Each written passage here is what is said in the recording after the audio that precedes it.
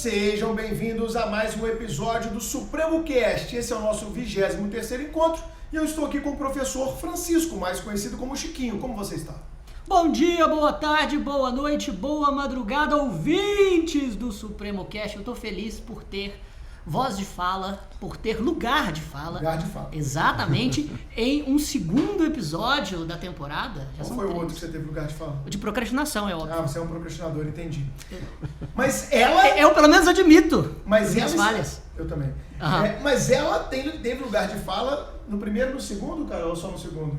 No primeiro também, não vou negar, todo exato. mundo tem. Obrigado. E no segundo, E no né, Carol? segundo, com certeza. Você gostou demais do segundo, né? Muito, gostei demais. Um tema muito interessante, muito polêmico, muito urgente e que é muito caro pra mim. Que legal, e você brilhou naquele episódio, a gente teve vários elogios à sua participação, claro, da nossa convidada, ao concurso, a Elisa, e obrigado por ter me ajudado, a mim e ao Chico, nesse processo que nós assumimos publicamente e repercutiu muito, Exatamente. de machos em desconstrução. Daqui a pouco a gente vai falar com o nosso convidado para saber, o convidado do episódio de agora, se ele é ou não um macho em reconstrução. Eu sei vamos que ele descobrir. tem filhas e tal, e homem que tem filha, mulher, ele tá sempre em reconstrução. Daqui Com a pouco certeza. a gente vai com ele. Mas, Chico, você tinha me pedido, cara, e eu atendo aos seus pedidos, você sabe que eu sou o seu servo. Sei. Então, meu amigo, Sei, você sim. tinha pedido pra gente coletar depoimentos dos nossos alunos através do Exatamente. e-mail supremocast@supremotv.com.br e através também das redes sociais. E nós separamos, não foi isso, Carol? Isso mesmo. No episódio da Simone, o hábito de adiar a própria vida, quando falamos de procrastinação, metas, planos de vida, Juntos Além da Posse falou o episódio mais útil das 3 temporadas. Eu concordo, um dos mais úteis, sem dúvida alguma. Carol? Salvino Lira, melhor episódio da série. O Supremo é o melhor do Brasil. A Sinara Lucas falou, acabei de ouvir, sensacional, já quero o livro da Simone. Simone que tá doida pra voltar, já me mandou várias mensagens, nós vamos trazer ela de volta. A Maiara RJ, eu amei esse episódio, já estou no aguardo dos próximos. A Suelen Cardoso arrasou. Esse episódio me descreveu várias vezes. A Thaís Bebê, 1h20 de tapas na cara. Era tudo o que eu precisava ouvir hoje. Melhor episódio pra mim até agora. Nem masoquista, né? Mas muita gente falou, teve gente que mandou falando que chorou e etc. E o Marcelo Prado, que é nosso aluno aqui do presencial, até falou, sensacional, um dos melhores episódios. Por experiência própria, estudar sem cuidar do emocional não dá certo. Já no episódio da Elisa, o que você tem a ver com o feminismo, nós tivemos vários comentários. Talvez foi um dos episódios que a gente mais teve repost em rede social, marcação em rede social, Sim. recomendação. Falaram que a gente conseguiu abordar o tema de uma forma leve, de uma forma didática, de uma forma educativa, pedagógica. E a gente teve também comentários, não foi isso, Carol? Isso mesmo, Larissa Fonseca. Você é divina, Elisa. Parabéns, ficou show de bola. E observando alguns comentários, percebi que esse episódio deixou muita gente espumando. O foda é que não vão ouvir o episódio inteiro para aprender sobre o tema. Fato é que incomodou e tem que ser tratado mais vezes também. Pois é, a Gabi Concurseira falou, muito importante, um curso que é tão assistido e admirado por quem se prepara para as áreas policiais, abordar essa temática tão importante que é a temática do feminismo. Fantástico recorte, assim que possível ouvirei todo o podcast. Parabéns ao Supremo e obrigado por esse conteúdo de qualidade. Valeu, Gabi Concurseira. A Maíne Cacheta, ver pessoas depreciarem esse debate de maneira agressiva e sem fundamento só nos mostra o quanto ele é importante. Precisamos evoluir. Parabéns, Supremo TV e Elisa Moreira. Faço aqui um esclarecimento, a gente sabia que o episódio daria polêmica, que é um episódio que tende a uma polarização, mas a gente está aqui para passar conteúdo, escuta quem quer e a gente agradece demais àqueles que estão divulgando a nossa ideia, uma ideia de transmissão de conteúdo, de qualidade, gratuita, democratizando o ensino, seja ele jurídico ou não, no nosso país. Você pode continuar repostando através do @SupremoCast. Você pode marcar a Carol, @CarolSupremo, marcar o Chiquinho, @Professor Francisco Menezes, @ZampierBruno. E Chico, é com você, apresenta o nosso convidado e depois eu vou contar a história dele, tá? Depois você vai contar a história dele. Olha, eu tenho o prazer de chamar aqui o nosso Thiago Gandra. Thiago Gandra é professor de Direito Penal do Supremo Concurso, juiz de Direito em Sete Lagoas, foi juiz da Vara de Execuções Penais de Ipatinga, é mestre em Ciências Jurídico-Penais pela Universidade de Lisboa, professor do Supremo e autor de livros jurídicos. Tiago, muito bem-vindo. Eu agradeço demais o convite de estar aqui, estou muito feliz, porque desde o primeiro, lá no começo, eu já tinha conversado com o Bruno, a gente, querendo muito estar aqui presente, e, enfim, a gente conseguiu acertar aí, deu para estar presente, fico muito feliz. Primeiro porque eu passei a ser ouvinte de podcast depois do Supremocast. Mais um!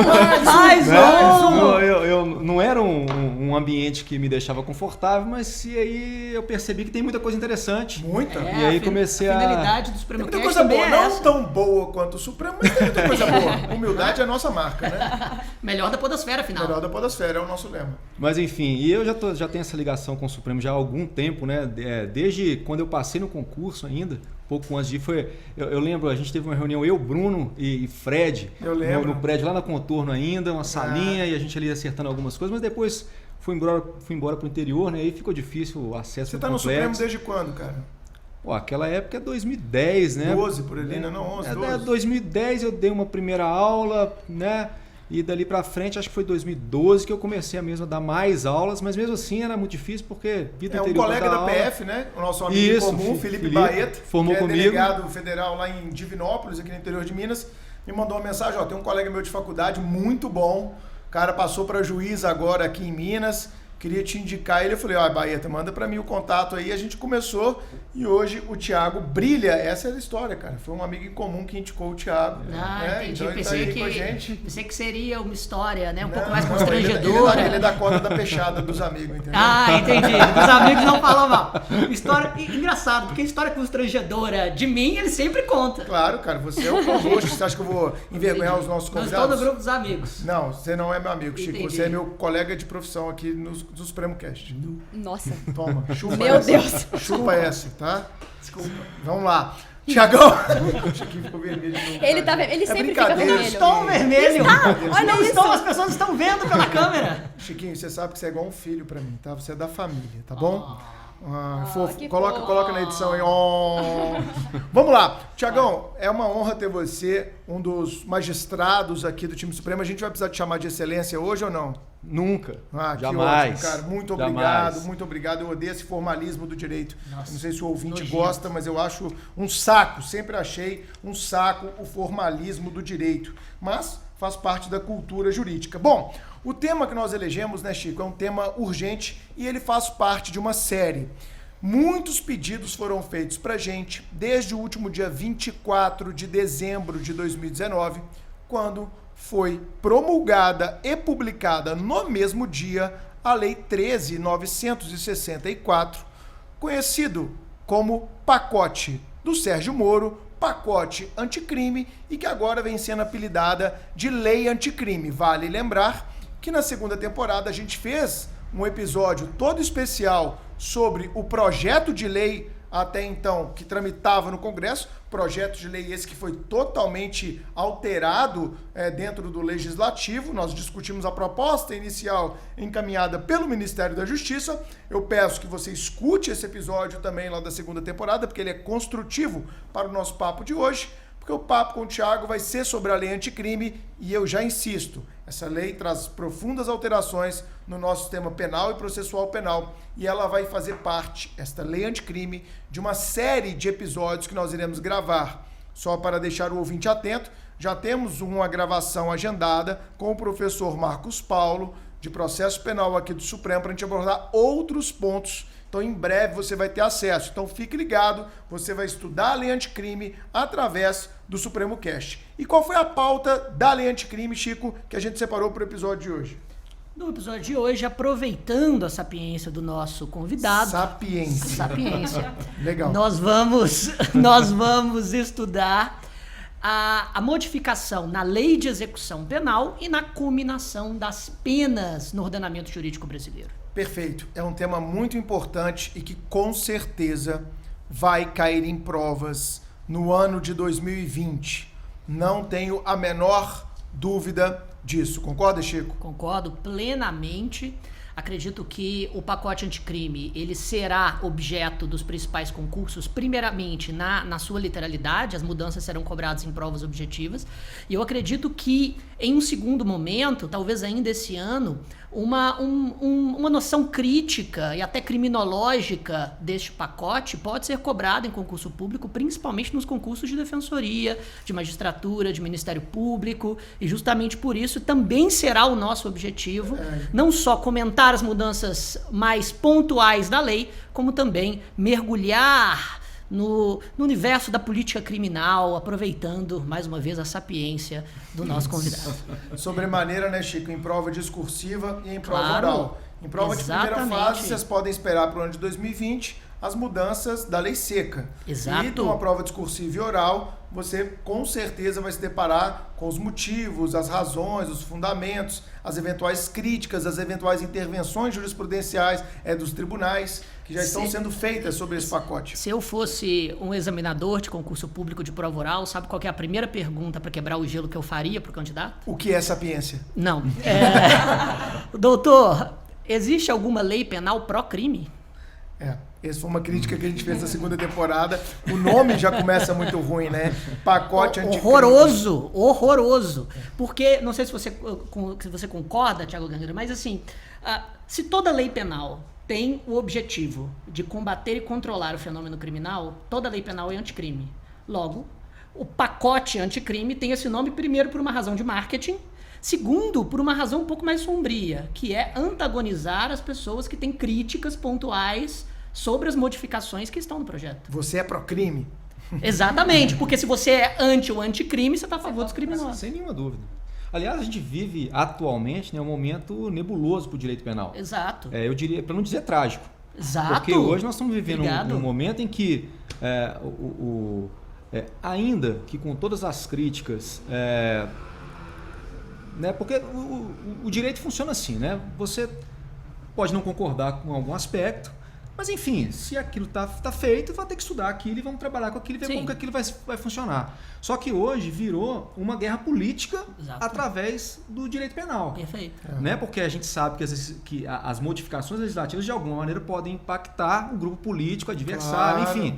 Então, E atender um eleitorado, né, Thiago? Exato, e fazer esse populismo. O populismo que não é o populismo que sempre foi político, agora ele é um populismo jurídico e um populismo penal, mais especificamente. Não, eu digo assim, no pacote anticrime mesmo, aliás, tem que fazer um jabá aqui, que o Habib está organizando um livro sobre o pacote anticrime, né? Eu estou lá com o capítulo do Juiz das Garantias. Eu também estou com um capítulo. Eu também. Então, ótimo. Os impactos da lei anticrime no direito civil. Estamos juntos. Inclusive, então... Habib, estou atrasado, me desculpe aí pela entrega do artigo. Que bom que você contou isso, porque eu também estou atrasado. Só eu entreguei no prazo o meu artigo? Mas você não é o E eu era procrastinador. procrastinador! E o Bruno falando que não tinha lugar de fala. Não, mas peraí, mas eu tenho justificativa. Porque, também, não, pô. meu artigo estava pronto. Aí o Toffoli resolve suspender o negócio. Aí eu tive que inserir essa... Aí de repente o Fux suspende para sempre o negócio. Eu falei, poxa, como é que eu vou terminar meu artigo? Não vou terminar nunca. Porque Era sobre juiz de garantias? Era sobre juiz de Sobre garantias. juiz de garantias, específico sobre o tema. Então, mas veja, a situação do juiz das garantias. É inconcebível que alguém não concorde com essa figura. Sim. É inconcebível. Você justificar a não existência dele ao argumento de que os tribunais não têm estrutura É utilitarismo. é real. Isso é real. Como é que o Pará vai fazer isso? Como é que o Amazonas vai fazer isso? Minas Gerais já não tem jeito. É difícil. É real. No entanto, o que eu sempre questiono, inclusive entre os meus colegas magistrados, é o seguinte: o judiciário está sempre disposto a questionar, a brigar. Nunca com argumentos técnicos jurídicos. Sempre orçamentários. Sempre orçamentários e práticos de efetividade. Servidor. Porque o que o juiz... Deixa eu só abrir um parênteses sobre o juiz das garantias, que eu acho que é importante. Por favor. Os meus colegas, a maioria deles não percebe, é que o seguinte: a figura do juiz das garantias não significa dizer que o juiz que decide lá na fase do inquérito e o outro que julga, isso contaminaria, era imparcial. Não é nada disso, isso é conversa fiada. Isso, a figura do juiz das garantias é pro réu.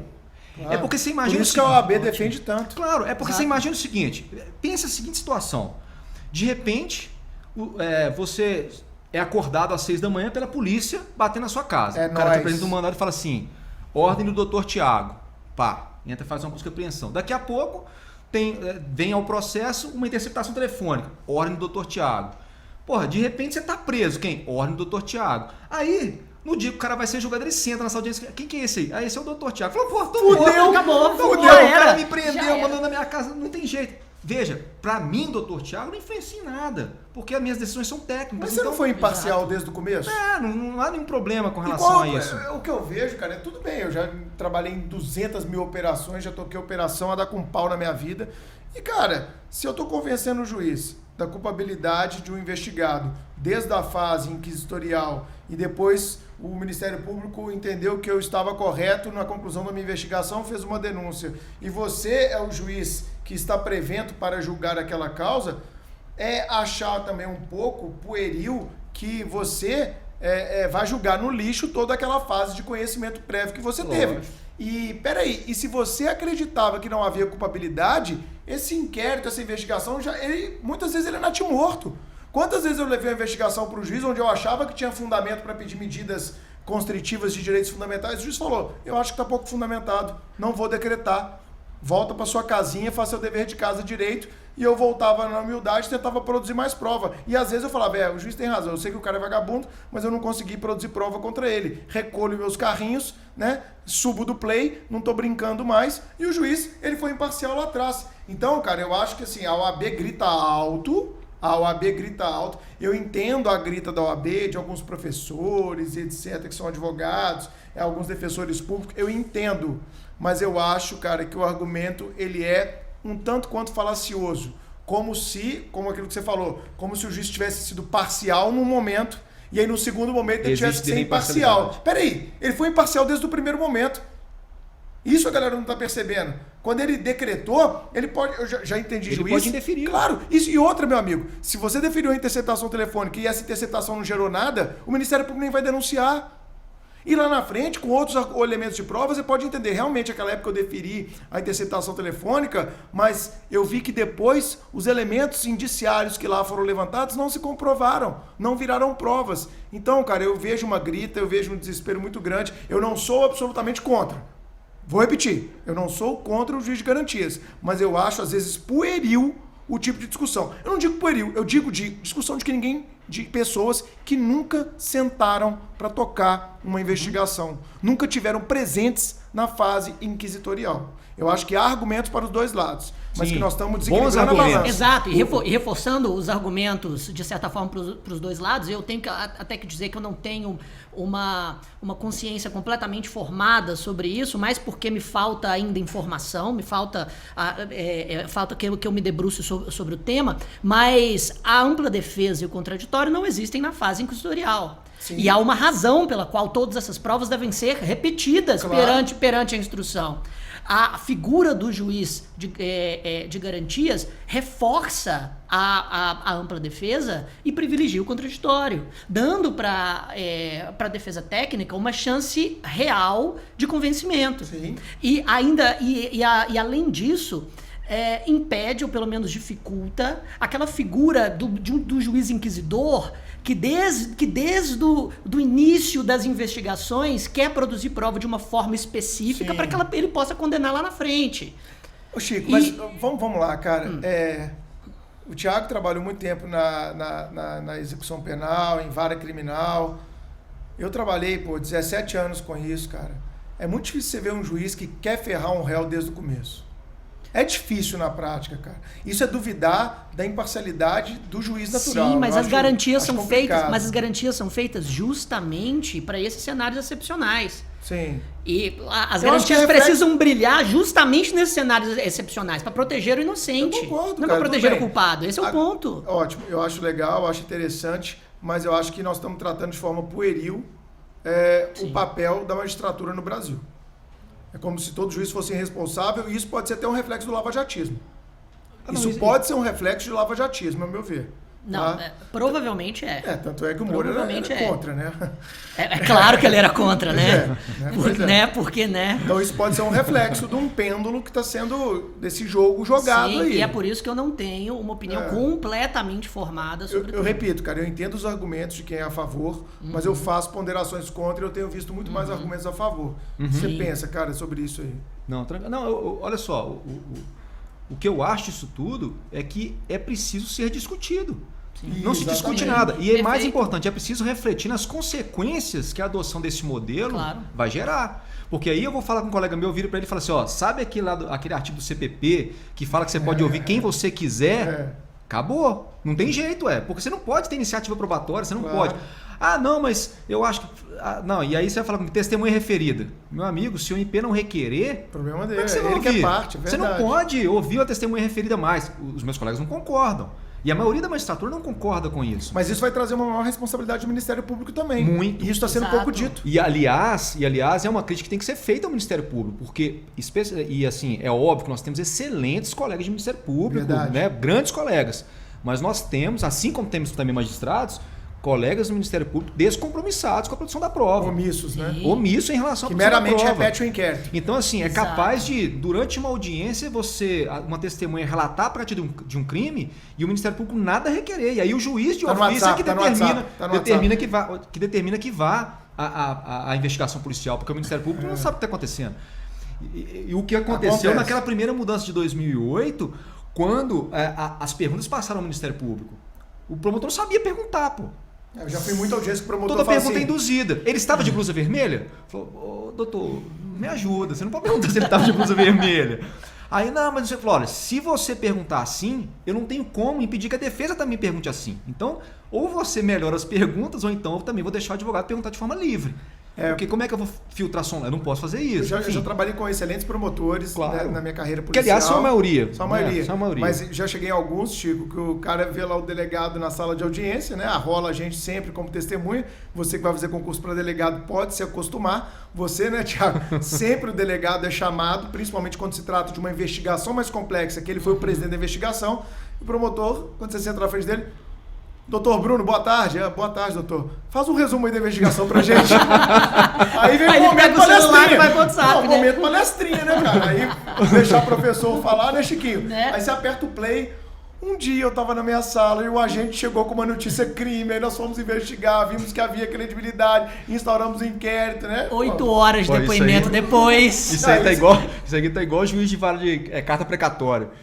Fala aí o que você sabe. Todo dia é normal, né? Você tá lá na carta precatória, chega lá, não, uma testemunha de um furto, aí de repente, você chega lá, tem um negócio desse tamanho, você acabou de chegar, 10 apensos, é uma investigação gigantesca, você fala, meu Deus, aí entra um fiscal tributário lá, me conta o que você sabe, meu cara, porque você não tem nada a perguntar. Você é o quê? Você é fiscal? O que o fiscal faz? A dificuldade do trabalho da magistratura.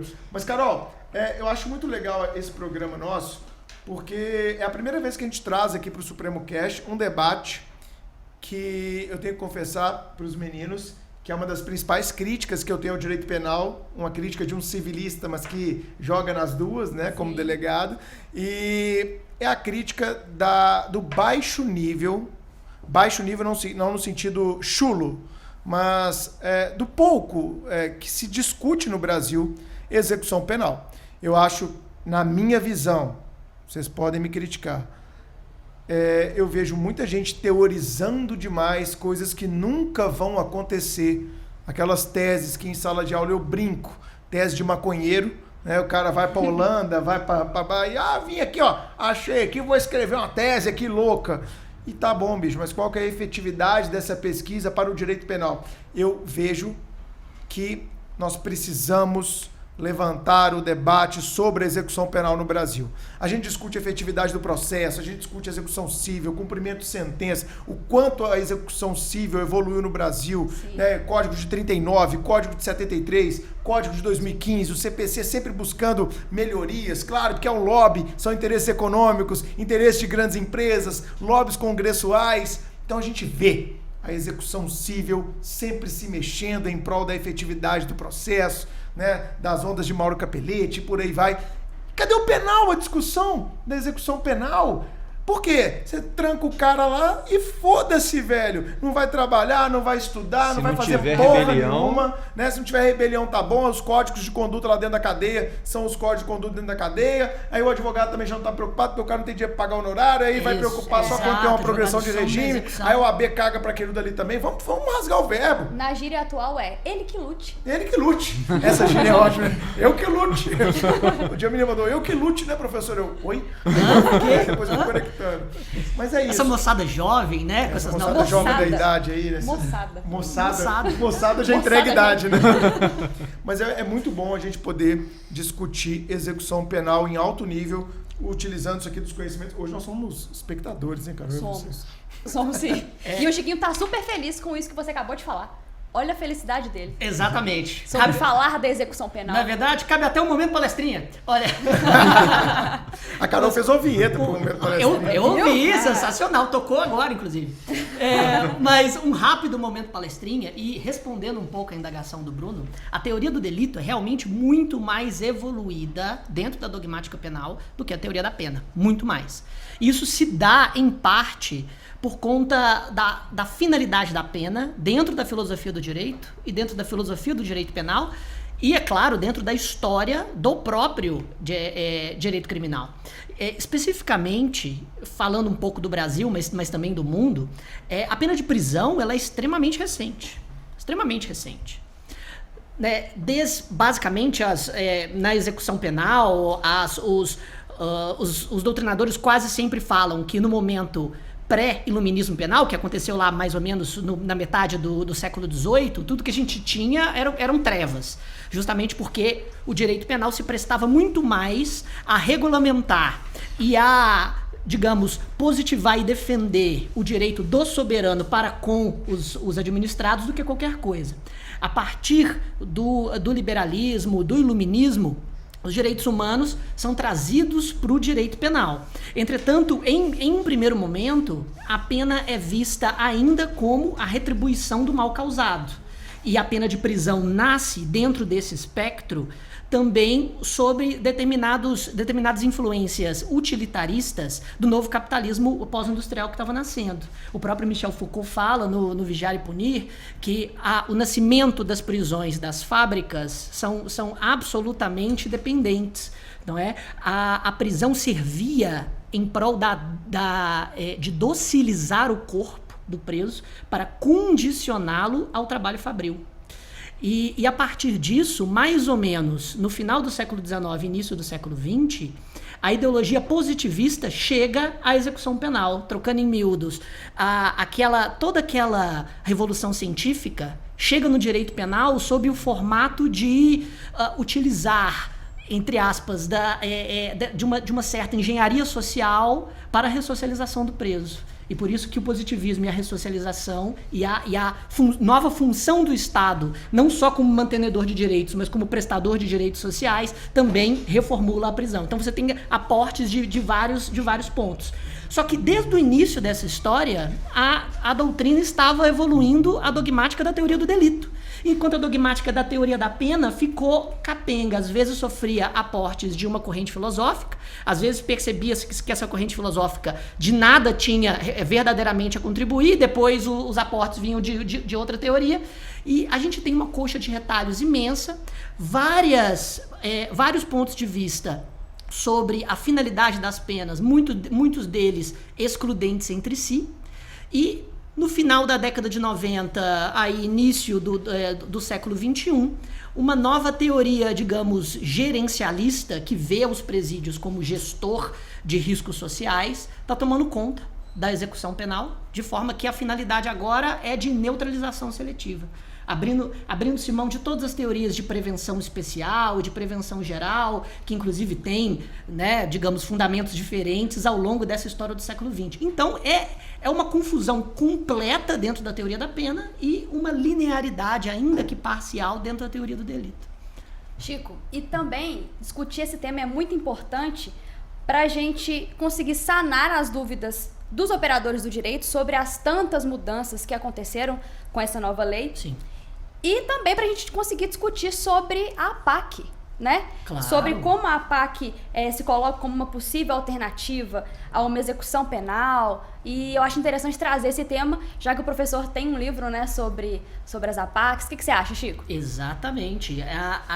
A APAC, ela se coloca como uma alternativa a um sistema penal extremamente deslegitimado nos dias de hoje, apesar de que há algumas críticas óbvias ao modelo APAC que eu queria até perguntar para o nosso convidado. Mas antes disso, vamos então aos pontos específicos dessa nova lei. Primeiro, vamos às mudanças mais objetivas. O artigo 75 do Código Penal foi modificado e agora o cumprimento da pena privativa de liberdade não pode ser superior a 40 anos. Aumentou de 30 para 40. A unificação das penas. Exatamente. Agora, se há o procedimento da execução das penas, em caso de nova condenação no curso da execução, o limite máximo de cumprimento será 40 anos.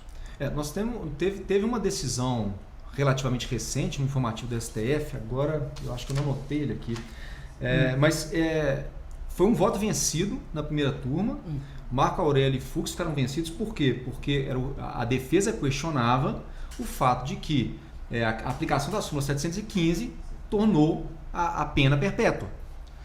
E aí, nós tínhamos 2 votos vencidos. Mas o que era a súmula 715? Vamos esclarecer para a o súmula ouvinte, 715 né? é aquela que diz que os benefícios da execução penal devem incidir sobre a pena real aplicada e não sobre a pena unificada há 30 anos. Entendi.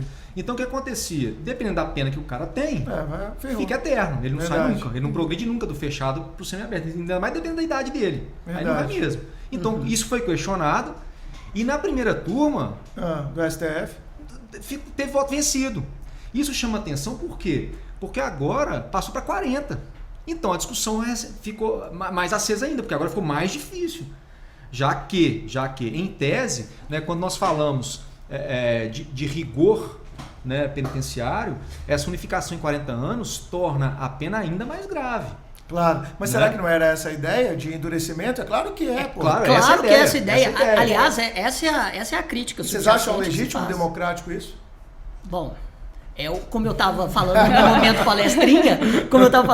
meu momento palestrinha, a finalidade que se dá por parte dessas leis ao presídio é de gerenciamento de riscos sociais e de busca de Vamos encarcerar quem comete crime, isso acabou. e busca de neutralização seletiva com base em critérios de periculosidade e não de culpabilidade. Mas você sabe que essa pergunta que você fez é uma das perguntas mais difíceis de se responder. Deixa comigo, né, cara? Sabe por quê?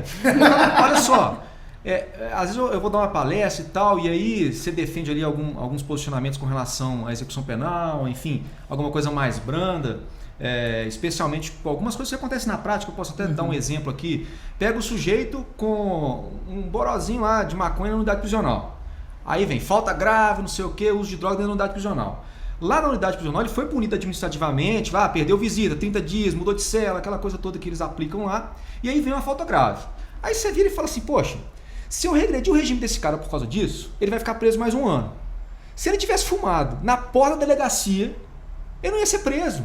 Então, assim, não há sentido lógico eu reconhecer essa falta de... A punição administrativa já foi suficiente. Isso é fantástico. Sabe? Perfeito. E aí, quando eu dou uma decisão dessa, o Ministério Público fica louco, recorre, não sei...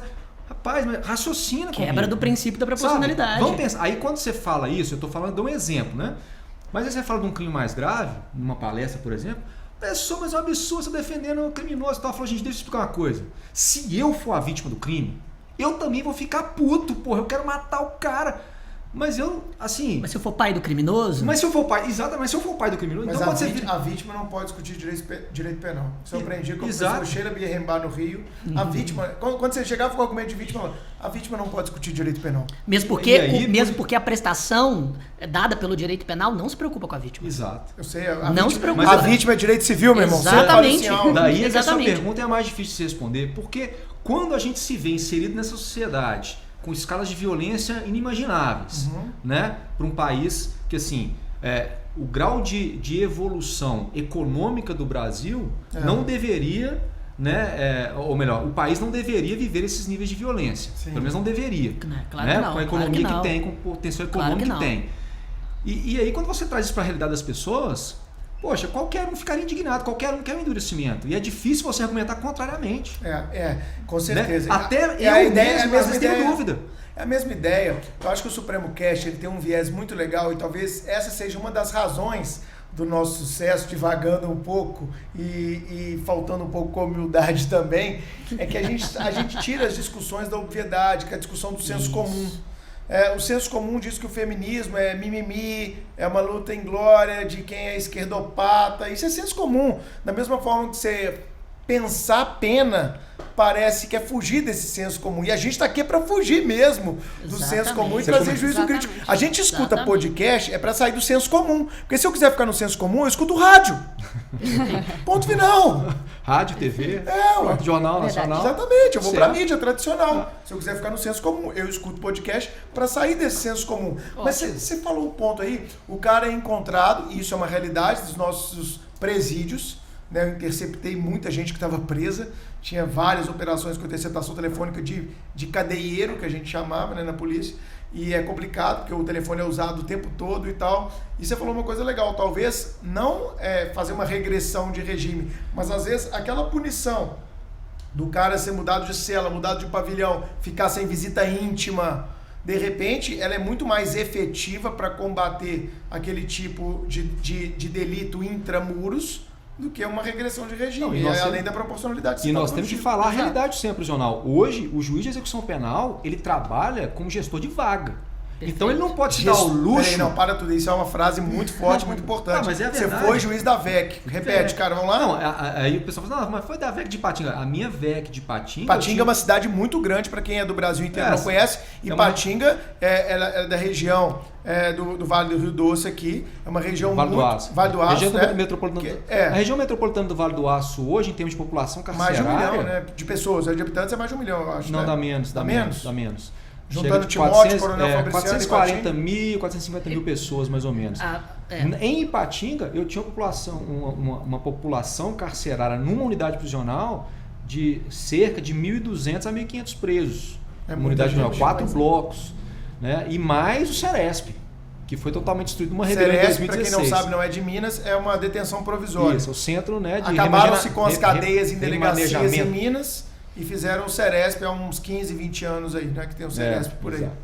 Então, assim, a nossa execução penal virou tragédia. Por quê? Porque o meu raciocínio, quando eu falo assim, poxa, esse cara tem uma condenação, ele está quase progredindo para o regime aberto, ele vai gerar uma vaga para mim aqui no sistema, e eu vou regredir o cara, ele vai ficar mais 1 ano ocupando uma vaga no fechado, por causa de um borozinho de maconha, que nem se ele tivesse pego fumado na rua, ele estava preso. Exatamente. Eu não posso fazer isso, sabe? É uma questão de responsabilidade. Sensacional. Só que assim, isso é a função do juiz? Não é. Nunca foi. Isso deveria ser função do administrador do presídio, né? Do secretário de sistema penitenciário. Eu não quero fugir muito do tema, né, do pacote, mas eu dou exemplo. Quando houve a rebelião no Ceresp de Ipatinga, em 2016, eu não esqueço desse dia, porque tem uma situação interessante. A rebelião aconteceu, e isso é normal nos presídios, elas acontecem geralmente no dia de visita. Então ela aconteceu do domingo para segunda. Eu sei o dia exato, foi dia 19 de setembro de 2016. Aí você sabe por que eu sei o dia exato? Eu falo com a minha mulher. Seu aniversário? Não. Eu falei assim, viu? O telefone tocou às 5 da manhã. Era o diretor do presídio, virou, a unidade virou, não sei o que e tal. Eu atendi ela, o que aconteceu? Eu falei, não tem nada que não seja ruim, que não possa piorar. Ela, como assim? Hoje é o nosso aniversário de casamento. Nossa! E houve uma rebelião, eu tô indo pro presídio. Ela, não acredito nisso, não, eu tô brincando. Pô, não vou poder ficar. Aí fui pra unidade prisional, enfim. Então eu não esqueço a data. Deste dia até 2017, não, até 2018, nada foi feito pelo Estado. Nada. Nem a limpeza. Quem fez foi os presos. Eu perdi toda a unidade prisional, não ficou uma cela. Tudo foi queimado. Tudo. A unidade acabou. No dia, gente, eu não tô brincando não, no dia, o Estado não me arrumou vaga em lugar nenhum. Eu consegui as vagas para aqueles presos que estavam todos já, depois que foi dominado, todo mundo nu no pátio. Eu consegui as vagas com os meus colegas. Então assim, um colega, eu recebo tantos aqui, Uberlândia, juízes gerindo vaga. Eu recebo tantos aqui no WhatsApp, executivo, no WhatsApp. Cara, consegui todas as vagas. Todas. Aí, Secretário, né? Ó, tudo certo, preciso agora um ônibus, escolta, tantos para... Não tem um ônibus, não. Fala, como não tem um ônibus? Eu consigo todas as vagas, não tem como levar? Não. Aí a Igreja Batista, um advogado lá, me cedeu os ônibus. A Igreja Batista, uma Igreja Batista, uma Igreja não sei o que, me emprestaram os ônibus. A PM fez a escolta e o Conselho da Comunidade pagou a diária dos motoristas. Aí eu te falo assim... Virou administrador público, por isso você falou da gestão de vagas. Exato. Não tem jeito. Fica uma loucura. A execução penal, ela acabou. O estado de Minas Gerais, em termos de execução penal... Um dos estados mais ricos da federação, imagina como tá estados mais pobres. No Brasil, o Infopen estima que sejam mais de 370 mil déficits de vagas. Então, seria necessário 370 mil só para suprir o que nós precisamos hoje. E na velocidade de construção de presídios, isso demoraria uns 60 anos. E a gente tem, acho que, aproximadamente 600, 700 mil presos? Nós temos 726 mil presos, mas esses dados são de 2 anos atrás, então deve ter mais ainda do que isso. E vem uma lei dessa... E aumenta para 40 anos. Ainda. É por isso que autores como Saulo de Carvalho propõem, olha, toda lei penal deveria vir com um estudo criminológico, primeiro, de impacto no orçamento federal, ou no orçamento dos estados, no orçamento do ente federativo responsável, porque, é claro, se você aumenta a pena, vai aumentar o número de pessoas presas por mais tempo. Logo, custo... Vaga. Exatamente. Orçamento. Vaga, orçamento, custo. Tem como contingenciar esses custos? Não, então não vai aumentar a pena. Perfeito esse raciocínio, hein?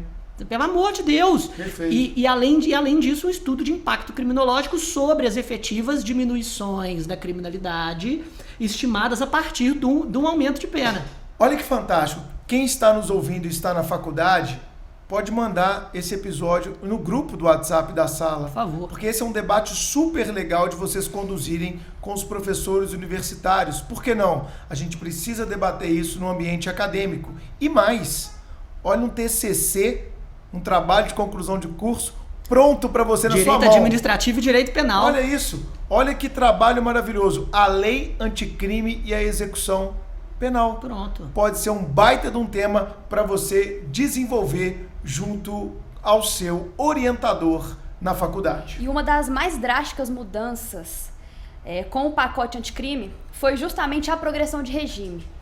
E aí, para a gente continuar nossa discussão, Tiago, como está o novo sistema e como fica o direito intertemporal?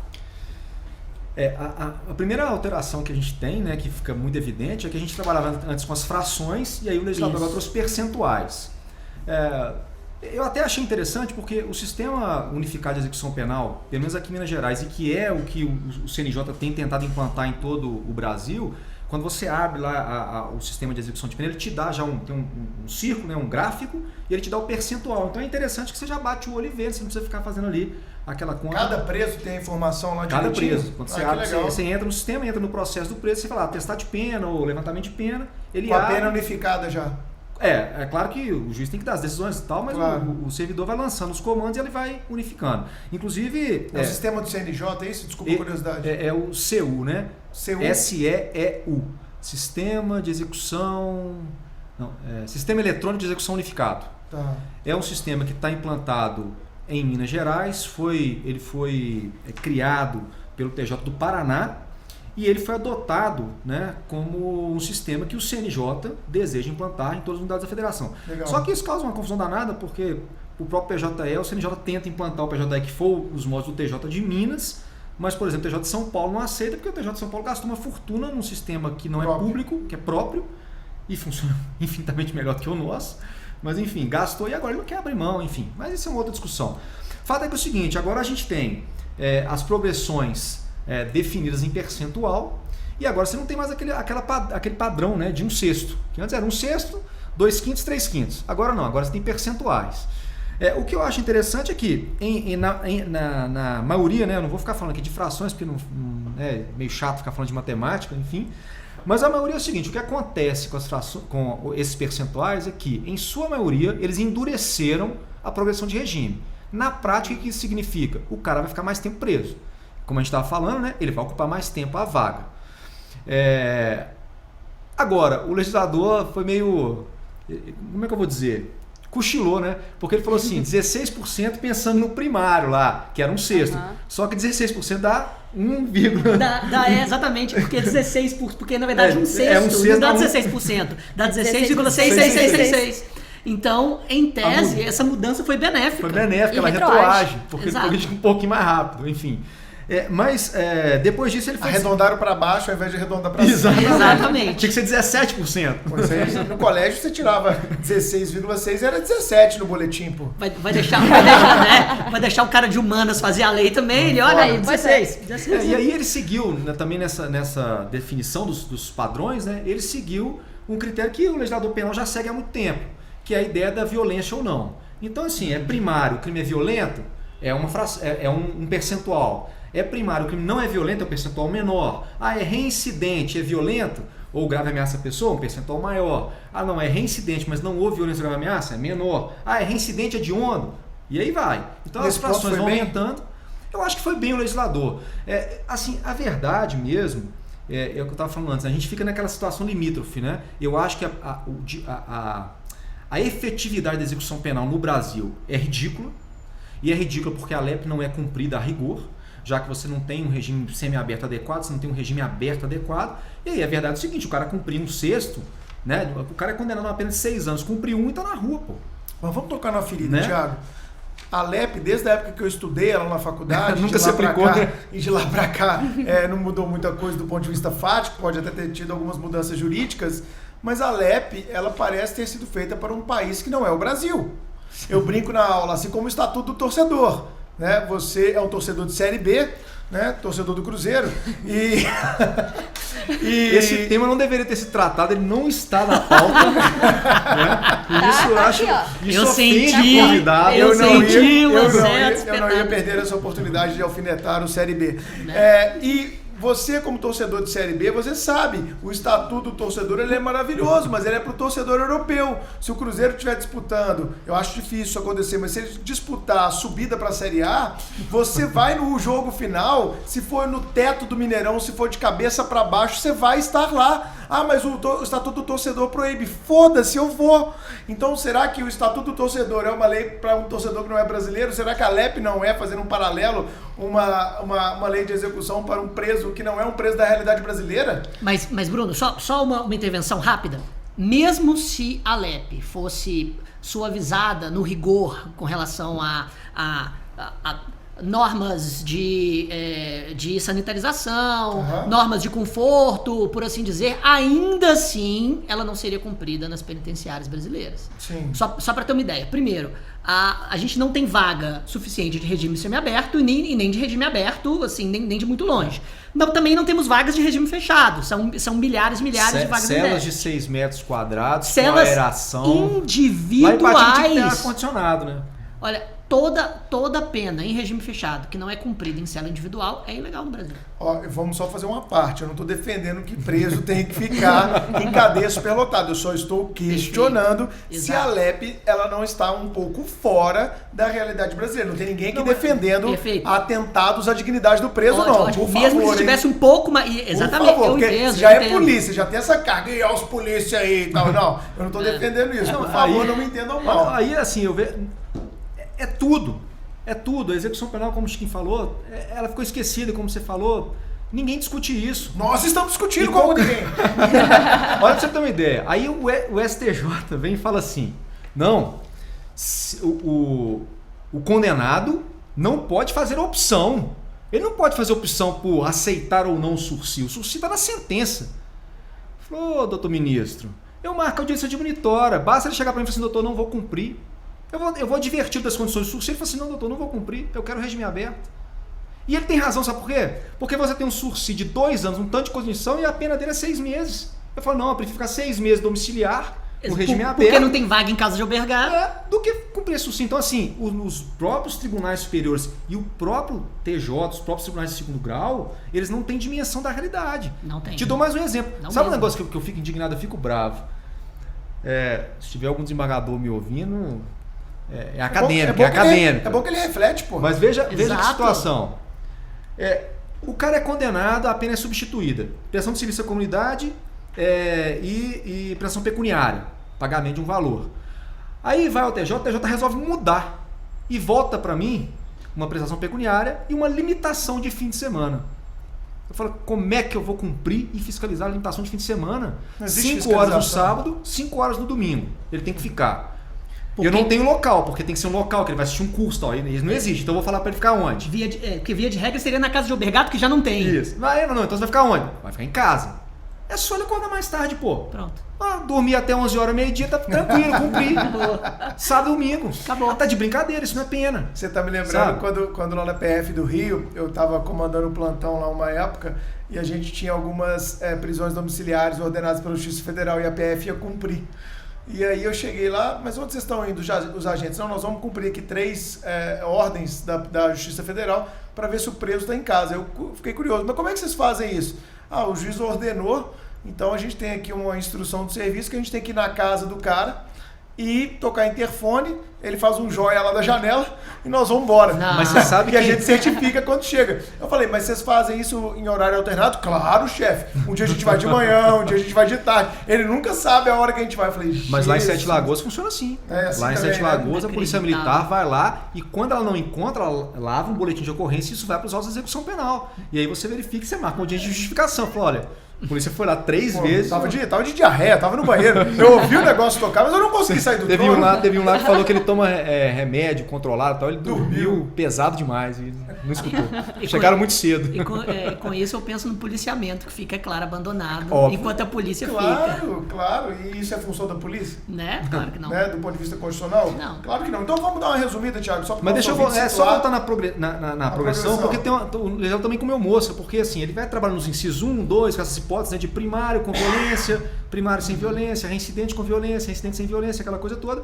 E ele esquece da hipótese do reincidente que não é específico em crime hediondo. Porque o reincidente específico em crime hediondo, a gente tinha lá aquela fração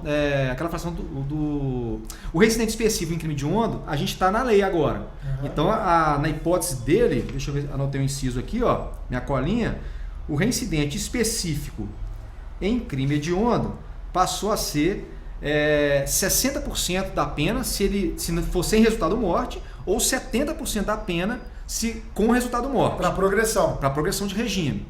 Beleza, o reincidente específico. Mas o que aconteceu com o reincidente não específico? O problema do reincidente não específico é que a lei não trabalhou com ele. Porque antes, se o reincidente praticasse crime hediondo, ele só progrediria com 3/5 do cumprimento de pena. Sendo reincidente em crime hediondo ou não, reincidência genérica. Agora, essa fração com mais, esse percentual com mais rigor, só se aplica ao reincidente específico. Logo, uma nova norma benéfica ao réu também se nota. E vai retroagir. Vai retroagir. Exatamente. Mas isso acontece o tempo inteiro. Vai retroagir porque a única coisa que vai poder aplicar é a fração de 40%, que é menor que os 3/5, equivale a 2/5. Fazendo um outro à parte, eu até falei isso outro dia numa palestra, é interessante ver a rapidez com que um projeto desse foi aprovado. Em menos de um ano a gente tinha a apresentação e aprovação desse projeto, e a gente tem no Congresso Nacional anteprojeto de novo Código Penal e novo Código de Processo Penal tramitando há anos. Talvez seria muito mais interessante, ao invés de um esforço populista do governo em aprovar esse projeto, talvez fazer andar com uma discussão mais ampla e densa, uma reformulação geral do sistema e não esses Frankensteins que, vez por outra, eles fazem. Ninguém quer ser pró-crime, né, Bruno? Ninguém quer ser pró-crime. Boa provocação. Então, mais alguma coisa sobre progressão? Progressão, a questão é só mesmo as frações, né, que agora são percentuais. E dentro do livramento condicional, cara, o que a gente pode falar nas mudanças do livramento condicional na lei anticrime, a lei 13.964, de 24 de dezembro de 2019, que entrou em vigor no dia 23 de janeiro de 2020?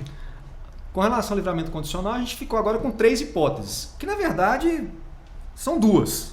Porque é o seguinte, condenado primário a crime hediondo com resultado morte, não tem direito a livramento condicional. Condenado reincidente em crime hediondo com resultado morte, não tem direito a livramento condicional. Ou seja, praticou crime hediondo, tem resultado morte, não tem livramento condicional. Opa. E a hipótese que já existia no Código Penal se mantém, que é a hipótese do reincidente específico em crime hediondo, lá do 83, inciso 5, se mantém a inviabilidade do livramento condicional também para essa situação.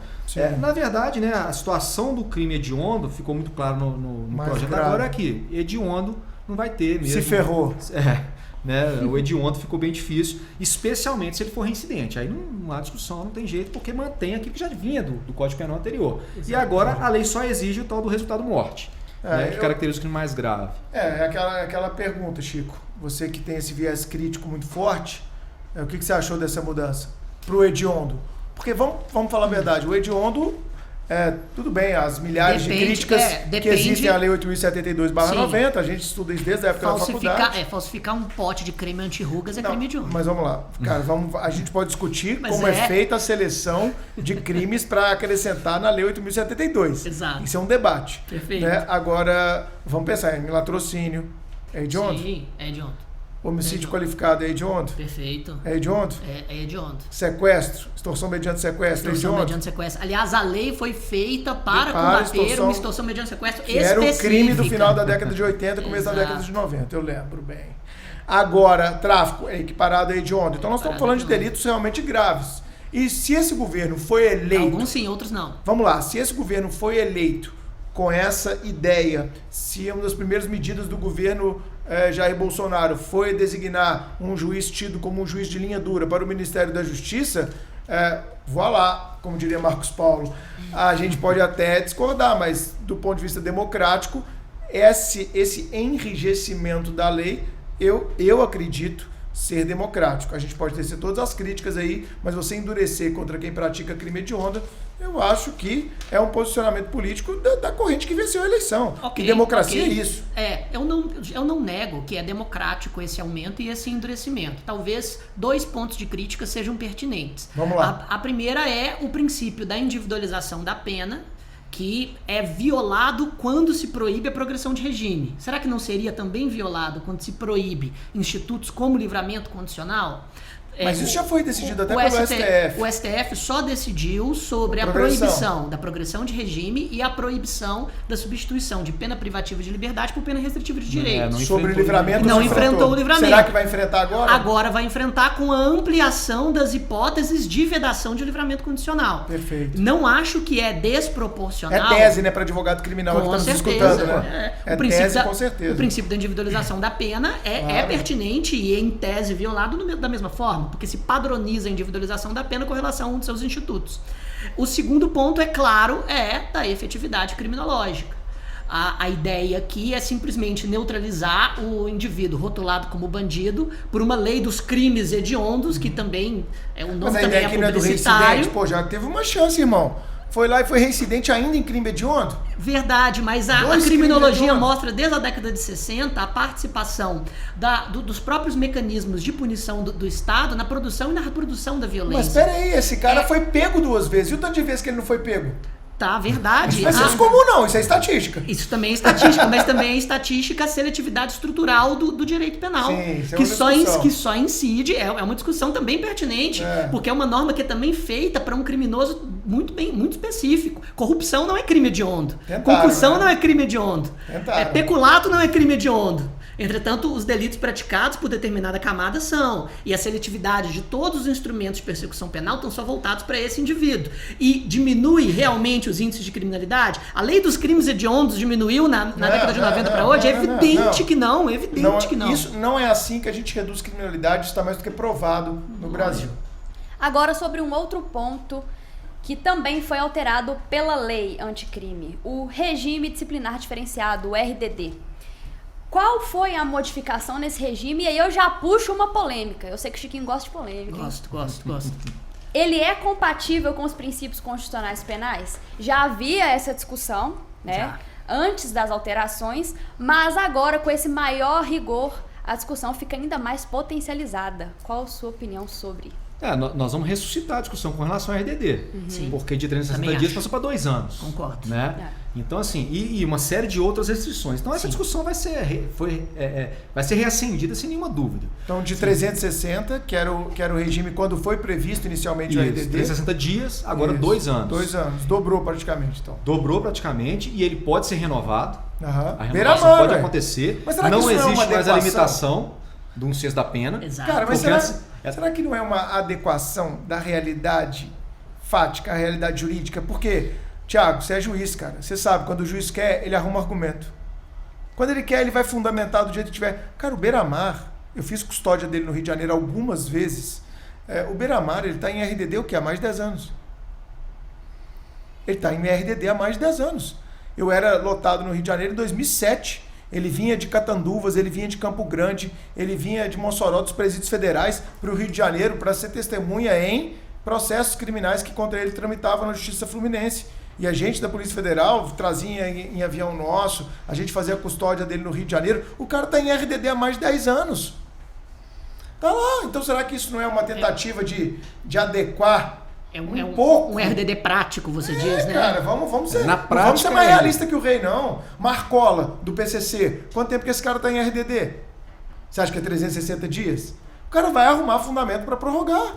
Não, sim, mas quando a gente discute baseado especificamente nessas exceções, a gente tá... Mas o RDD não é uma exceção, pô? De certa forma, agora a coisa tá um pouco mais generalizada. E quando se flexibiliza as regras pro RDD, a gente está admitindo que o presídio, a aplicação das penas no Brasil não tem caráter ressocializador, não se presta à recuperação, se presta realmente à neutralização, talvez ao gerencialismo que eu falei lá no início. Talvez a gente esteja sendo menos hipócrita, então. Você me fez lembrar do parágrafo 3º, com relação ao que ele fala assim: existindo indícios de que o preso exerce liderança em organização criminosa, associação criminosa ou milícia privada, ou que tem atuação criminosa em 2 ou mais estados da federação, o regime disciplinar diferenciado será obrigatoriamente cumprido em estabelecimento prisional federal. Para quem que foi feito? Tem nome, né? Exato. Nós sabemos que as lideranças. E até o Sérgio Moro tem apontado em entrevistas e dados do Ministério da Justiça que um dos fatores, se é que existe essa relação de causalidade, eu questiono muito relação de causalidade, se esse efeito pode ser atribuído a essa causa. Juristas que estão me ouvindo, discutam sempre relação de causalidade. Isso é um juízo crítico fantástico, porque a gente sabe, estatisticamente, a criminalidade reduziu em 2019 no Brasil inteiro. Sim. Né? São Paulo está com índices maravilhosos de homicídio como nunca antes na história desse país. Né? Nunca na história é forte, mas como nos últimos 10 anos. Aí. 20 anos, 25 anos. São Paulo está diminuindo violentamente. Consolidação do PCC fez. Ou na relação de causalidade do MJ, do Ministro da Justiça, isolamos as lideranças criminosas em presídios federais. E isso fez com que se diminuísse o conflito entre as facções nos grandes centros, consequentemente houve redução do número de homicídios. Interessante, mas é sempre bom lembrar que as organizações criminosas não seriam formadas de forma tão intensa, tão bem estruturadas e tão numerosas se não fosse o sistema penal brasileiro. Sem nenhuma dúvida. Utilizar os rigores do sistema penal brasileiro para combater o que ele mesmo criou é algo que, no mínimo, ainda é hipócrita. Mas eu já visitei presídio federal, e presídio federal realmente a banda toca diferente. Sim, mas os novos líderes das organizações criminosas vão ser formados nos presídios que não têm esse rigor, que não têm essa estrutura. E com o aumento e o enrijecimento da pena, a tendência é que o número de presos aumente ainda mais com poucas vagas. Eu vou para um viés complementar, Chico. Na verdade, as grandes organizações criminosas do Brasil, e a mais organizada de todas é o PCC. Sim. Aqui a gente não precisa ser igual a Rede Globo, né? Uma organização criminosa que atua dentro dos presídios paulistas. É tão ridículo. Para não falar o nome, né? Mas eu entendo, é para não dar marketing, né? Para não dar marketing para a organização criminosa. É risível, mas eu entendo o porquê. Só que o projeto original do pacote anticrime trazia o nome das organizações, PCC, Família do Norte. O Sérgio Moro não tem pudor em dar marketing para essas organizações. Claro. E essas organizações, elas já têm doutrina. O que significa já ter doutrina? Eles já têm como agir, quando agir, contra quem agir. O PCC tem estatuto. O estatuto, a cartilha lá. Sim. E tal. Enfim, acho que nesses casos a gente está, repito, é um argumento do ministro da Justiça, a gente pode questionar se ele é válido ou não, mas eu acho que o projeto retrata essa tentativa de isolar cada vez mais em presídios federais lideranças de crime organizado, lideranças notórias assim, de crime organizado. A verdade é a seguinte, eu, pessoalmente, o que eu acho, a perspectiva é a seguinte: eu sou a favor do endurecimento no RDD, eu sou a favor do endurecimento nas progressões de regime. Eu acho que era necessário mesmo, porque a execução penal era um factoide. O problema é você ainda admitir prisão para crimes muito pouco graves. Esse é o problema, porque, Eita. sabe, eu manter um cara violento, Ótimo. reincidente em crime hediondo, realmente isolado, eu acho que isso é uma medida, assim, saudável em termos de organização jurídica, Social, sociedade, claro. enfim, né, sabe? Faz parte, em qualquer sociedade organizada e evoluída, isso acontece. O problema no Brasil é que você está superlotado com um cara que assim, Verdade. sabe, não tinha que estar lá, pô. Tráfico de pequena monta, Exato, etc. exato. Provas Esse é o penais problema. mal Exatamente. produzidas. Então a gente tem que discutir a política de encarceramento a partir dos tipos penais. Exato, né? então assim, é porque às vezes quem está ouvindo pensa assim, pô, mas vocês estão aí só defendendo. Não estou defendendo o bandido, eu sou a favor. Eu acho que tem que apertar, tem que endurecer. E repito, é legitimamente Mas tem que democrático. selecionar melhor. O grupo político que ganhou a eleição, ele ganhou com esse discurso. E esse discurso é democrático que ele seja aplicado. O problema não vamos é a fugir seleção. do nosso viés centrista, não, Chiquinho. Não, se é. Eu não fugi. Não, Eu eu disse sei. que é. Eu disse que é democrático. Tô te convidando. Só não é cientificamente embasado, né? Acredito que qualquer tipo de mudança, principalmente na restrição de direitos, porque endurecimento de pena é restrição de direitos de todos os brasileiros. Claro. Né? É sempre importante ver por esse viés. Tem que ser acompanhado das pesquisas criminológicas que demonstram que os fatores criminógenos que geram o crime estão sendo atacados. E a experiência desde os anos 60 já isso não demonstra acontece. que a pena privativa de liberdade não diminui estatisticamente o número de crimes, principalmente como é executado, como está sendo no Brasil. Então houve um aumento, pra gente fechar esse raciocínio, do prazo, né, Tiagão? Isso. Do RDD. O RDD, assim, uma outra observação que assim, me chamou a atenção é Sim. o fato de que não se permite o contato físico, isso está expresso. Quem tá em RDD? A visita não tem contato físico, Não tem visita íntima, então? não existe visita íntima, não existe contato físico e é monitorada a visita. Sim, até do advogado. Mas a lei faz a né? ressalva com relação ao advogado. advogado. Mas a monitoração em relação às visitas é monitorado. Entendi. Né? Então, assim, isso me chamou a atenção, porque esse contato físico é algo que, assim, eu reputo que só duas coisas, quando o cara ingressa na vida criminosa mesmo, só tem duas coisas que salvam o cara.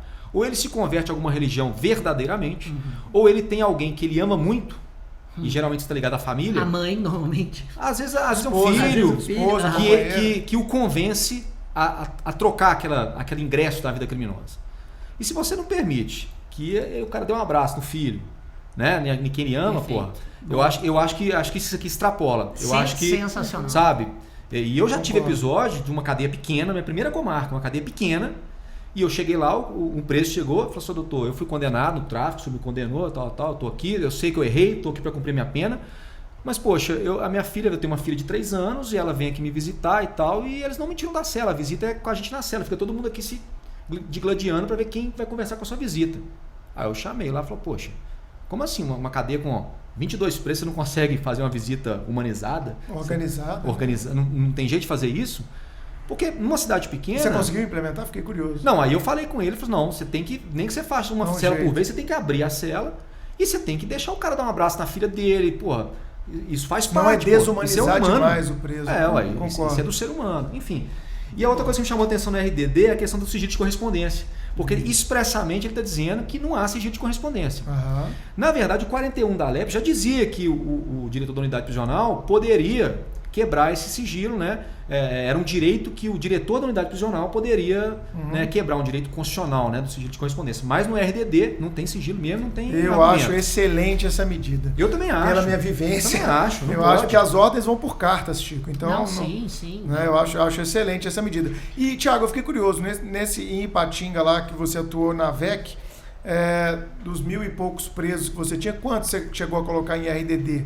Nenhum. Você lembra? Lá, Nenhum. lá não tinha RDD. Então você está vendo, Chico, é um regime realmente excepcional. Ele é absolutamente Você vê excepcional. isso na magistratura, assim, Não. é muito raro, Salvo né? engano, a gente tem RDD em Uberlândia, Sei. né? Em Minas, né?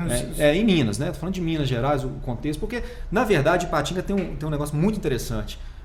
Em tese, o PCC não entrou em Ipatinga. Sei. Quando houve a rebelião, foi um grande medo de todo mundo lá. Era o quê? Os presos foram para Três Corações, Uberlândia, Sim, Patrocínio. sim, Assim, sim. pô, vamos Vai voltar trazer, doutrinado, de todo jeito, vamos ter problema. Não Zero. há notícia do PCC ingressar na unidade prisional de Ipatinga. Não, mas esse dado estatístico eu acho interessante, porque Mas são às poucos vezes RDDs. o nosso ouvinte do outro lado está pensando, RDD é geral, metade do sistema está em RDD. Não, são Em pouquíssimos. Ipatinga não tinha. São pouquíssimos presos em RDD. Agora, sobre a saída temporária, sobre as alterações neste instituto. Como opera esse novo benefício? A saída temporária, na verdade, é a saída no regime semiaberto. O cara tinha que cumprir 1/4 da pena se reincidente, 1/6 da pena se primário. A única coisa que mudou é que agora para o crime hediondo não tem, com resultado morte, crime hediondo com resultado morte não tem mais saída temporária, que é aquela saída de 7 dias, né? Ele sai 7 dias sem fiscalização, por decisão judicial, ele pode sair 5 vezes durante um ano, né? Essa mudança foi devido a casos bem específicos mostrados pela mídia, né? De pessoas. Saiu e nunca mais voltou. Tipo, a fulana matou os pais e no dia dos pais ela saiu. Você tá falando mas existe uma não ia explicação falar para o nome, isso. mas Existe uma falei. explicação para isso. É pura coincidência. E por quê? Pura coincidência? É porque você tem que ter 45 dias entre uma saída e outra. Aham. E aí, em tese, a saída é para reintegração na sociedade. social, na Sim, sociedade. Essa reintegração, você pensa assim, não, então ele tem que estar inserido no contexto familiar. Aí qual que era o raciocínio? Assim, lá em Patinga a gente tinha esse calendário. O calendário é simples, o calendário é... Qual o primeiro momento familiar do ano que você tem? Carnaval, 45 Não, dias? familiar. Talvez o quê? Semana Santa? Semana Santa? Semana Dia das Santa, né? Um Mães. feriado religioso, em tese. tá. Semana Santa. Então, a época da Semana Santa é uma época que ele saía. E eu já querendo meter uma saída temporária no Carnaval. No Carnaval? Onde No minha mente Poxa vida! Então, Semana Santa. Aí você tem que ter 45 dias. O próximo evento que você tem é Dia das Mães, maio. Dá 45 dias. Aí depois o próximo evento que você tem, você vai chegar em agosto, Dia dos Pais. Depois Dia das Crianças em outubro. E depois Natal. Então dava certinho. Fica perto aí. Feriados, momentos familiares, você estabelecia aquele calendário e fica tranquilo. E aí, se um peso ou outro, você podia mudar. Então mas não é saída para o Dia dos Pais. não é a saída para o Dia dos Pais, é uma Mas a mídia coincidência. vende assim, A né? vende. A mídia com vende assim. certeza. Agora, vamos ser sinceros também, né? Se eu tenho, né, na minha unidade prisional, um caso desse, eu falo, não, pô, essa aí não Com dá pra sair agora. essa sai não- 7 de setembro. Deixa pra sair outro vou dia, né, usar, poxa? Não custa exatamente. nada. Ela vai Uma agora semaninha aprender, só. olha que fantástico. Ela vai aprender os valores da pátria no dia 7 de setembro. Vai desfilar, né? Vai desfilar, né, bonitinha e mostrar que o preso pode sim ser ressocializado. Mas a saída temporária, então, ela foi mais... Por crime hediondo com resultado morte, acabou. Não tem mais saída Acabou. temporária. Foi essa a grande mudança, Essa basicamente. é a única mudança da saída É a temporária. única mudança da saída temporária. temporária. É essa. Concorda, Chico, com essa mudança? Olha, eu digo, ela tem um caráter de resposta à mídia, especificamente, e, sinceramente, eu acho que medidas de endurecimento a criminosos que praticam delitos violentos contra a pessoa são bem-vindas. São bem-vindas. Querendo ou não, a prisão tem que servir justamente como exceção para delitos violentos, especificamente. Perfeito. Então vamos só fazer um resumo do que a gente já tratou. A gente já falou da questão da unificação da pena máxima de 30 para 40 anos. A gente já falou da questão da progressão de regime e da modificação, em especial em delitos hediondos. Falamos da questão do livramento condicional e também da vedação a crimes hediondos em algumas circunstâncias. E falamos também do RDD, do regime disciplinar diferenciado, e falamos também do benefício de saída temporária. Faltou só um ponto, que é a questão do perfil genético do artigo 9º. Perfil genético? Ok. Explica Porque pra gente. isso assim, são alterações interessantes, porque na verdade foi só para instrumentalizar o que já existia, né? Porque desde 2012 o nono A inseriu essa ideia, só que pelo menos em Minas eu não tenho conhecimento de ter sido realizado. E ele inseriu algumas alterações, especificidades em relação a esse artigo 9º. E eu toquei nesse ponto por quê? Porque eu me matriculei, né? Assisti às aulas do professor Marcos Paulo no pacote de crime. Atenção! Né? O professor Marcos Paulo, ele lecionou no Supremo agora no final de janeiro, começo de fevereiro. 12 horas de aula sobre as alterações no direito penal e no processo penal produzidas pelo pacote anticrime. Eu assisti, o Thiago assistiu, o Chico assistiu, a Carol assistiu. A gente teve mais de 1.000 matriculados. Se você não se matriculou, matricule-se agora, porque esse módulo ficou simplesmente espetacular. O Marcos Paulo trouxe todo o seu conhecimento de anos como defensor público, doutrinador, professor, mestre, autor, e deu um banho sobre a lei anticrime. É obrigatório vocês assistirem esse módulo, está disponível no supremotv.com.br. Marcos Paulo é ídolo. Não, Marcos Paulo é demais.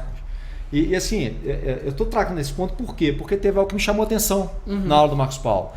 Porque ele trata do artigo 9º A e disse, olha, ele trouxe vários parágrafos, dentre esses parágrafos, um parágrafo 8º, que diz que, e também o inciso 8º do artigo 50, que diz que se o cara se recusar a fornecer o seu padrão genético, ele comete falta grave na execução da pena dele. Ele questiona essa questão e diz o seguinte, olha, o parágrafo 9º-A, que foi inserido pelo pacote, ele foi vetado. Uhum. Então, em razão disso, os parágrafos que se seguiam ao novo 9º-A não poderiam subsistir, porque não existe o caput.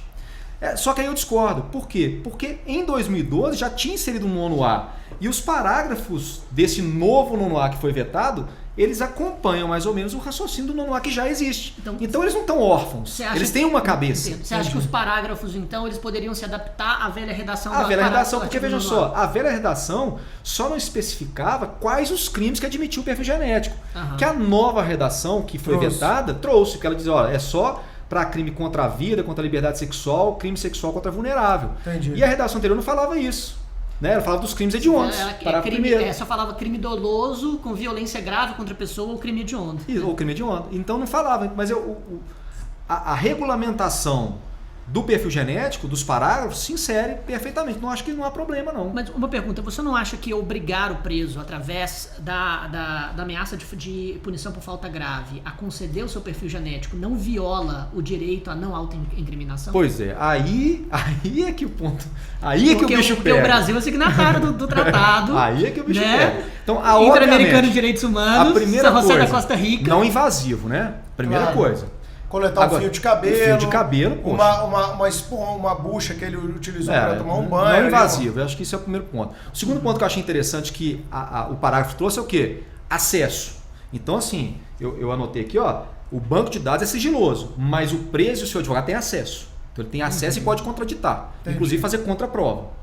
Então ele tem acesso àquele banco de dados. Que não, esse DNA não é meu. Não é meu, isso está errado, esse fio de cabelo não era meu, porque não bate, enfim. Então isso eu achei que é interessante numa ideia de proteger o contraditório. Ampla defesa. Né? Claro. Ampla defesa. O direito à informação também. Direito à informação. Sim. Quais são meus dados que estão em bancos públicos? Óbvio. Até protegido por habeas data. Exatamente. E os parágrafos 3º e 4º, a ideia, né, de que garantindo esse direito ao acesso e a coleta do material de quem já está cumprindo pena. Ou seja, é uma hipótese assim, sei lá, estranha de retroatividade, né? Enfim, porque eu já pratiquei o crime, estou inserido no sistema e eu tenho que entregar meu material genético. Perfeito. A ideia é essa, né? Então, eu sei que a discussão existe, mas no padrão, nos níveis de violência que a gente vive, eu acho que é saudável. É saudável. Se eu tenho alguém, né? E as pessoas veem, sei lá, CSI, esses seriados americanos, você viagem, né? clica num botão lá, aparece fulano de tal. Poxa, não é que isso seja impossível de fazer, é possível. Eu fico imaginando assim, tudo bem, numa grande cidade é mais difícil, mas você pega uma hipótese, por exemplo, desses maníacos, né? O maníaco do parque, né? da moto, tem na moto, acho que em Goiânia. Sim. São hipóteses em que, de repente, se você tem um perfil genético traçado sigiloso, pode te ajudar. Fala assim, não, peraí, olha, bate. Vamos cruzar. É o cara, pô. Entendeu? O cara, ele não atacou só essas 5 vítimas, tem mais, né? Enfim, achei interessante. E eu entendo que essas mudanças também têm como finalidade proteger o inocente, né, de uma condenação extremamente grave. Mas o direito à não autoincriminação, nesse contexto... É complexo. É complexo. É muito complexo. Eu acho que a discussão é mais profunda. Eu também não tenho uma Vamos falar sério? Isso é direito penal do inimigo. Claro, direito penal do inimigo. exato. Eu falo assim, olha, pra você, perfeito. eu vou fazer uma tração do perfil genético. Exato. Jacobs. Não, mas a finalidade gerencialista de neutralização. É isso. E que eu também não sei se eu sou contra ou a favor, não. Eu não tô falando nem mal nem bem. Excelente, meninos. Bom, e pra gente chegar ao final desse episódio, onde a gente levantou as modificações feitas pela lei anticrime, em especial na execução penal, eu faço uma pergunta aos meus amigos penalistas Thiago Gandra e Francisco Menezes. Quais as soluções, porque ao que parece o projeto anticrime não apresentou soluções para a execução penal, trouxe apenas modificações sem o intuito de solucionar essa grave questão de execução da pena. Quais seriam as possíveis soluções que vocês acham que a gente tem que debater no Brasil, que os operadores do direito precisam falar mais, precisam se debruçar, a academia tem a tarefa de nos auxiliar nesse sentido? O que você pensa, Tiagão? O que poderia ser feito, meu amigo? A resposta complexa, simples, né? Mas vamos pensar em algumas soluções. Resolva a questão criminal no Brasil. Você tem 30 segundos. Valendo! Se vira nos 30, meu, ô louco! Assim, Exatamente. o que a gente tem, assim, muita gente levanta, eu acho que o principal que as pessoas costumam falar nesse contexto é a parceria público-privada ou as unidades prisionais privadas. Isso aí sem nenhuma dúvida. Porque isso já gerou polêmica aqui em episódios passados com o Chico, hein, cara? Você vai tocar numa ferida aí. Não, assim, o que as pessoas mencionam, não sei se eu sou a favor, não sei se eu sou contra.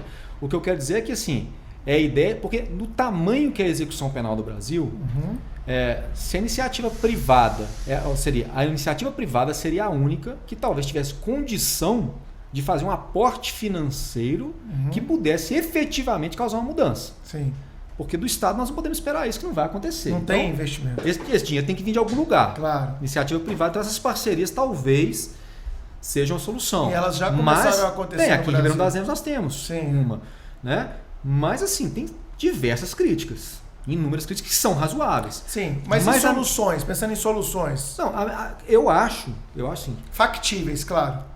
Eu penso o seguinte, entre a tragédia que nós temos e um problema menor, que é as unidades privadas ou parcerias público-privadas, é melhor ter a privada. Entendi. Eu vou ter problemas menores do que eu tenho hoje. Então, tem todo um dilema filosófico, o Chico fala muito bem sobre isso. Exatamente. Assim, a questão, se for discutir criminológica, enfim, sociológica, desse modelo, é bastante discutível. Mas é uma alternativa viável e menos trágica do que a gente tem hoje. Isso é sem dúvida. A gente ganharia, a gente evoluiria, subiria degraus na execução da pena. Excelente. Ainda que a gente tivesse que dar um passo para retroagir. Imagine, eu, iniciativa privada, recebo por isso, mas depois de determinado tempo eu devolvo, te entrego o Estado e agora você... Mas agora, nesse primeiro momento, eu vou organizar e depois te devolvo. Entendi. Sei lá. Eu entendo.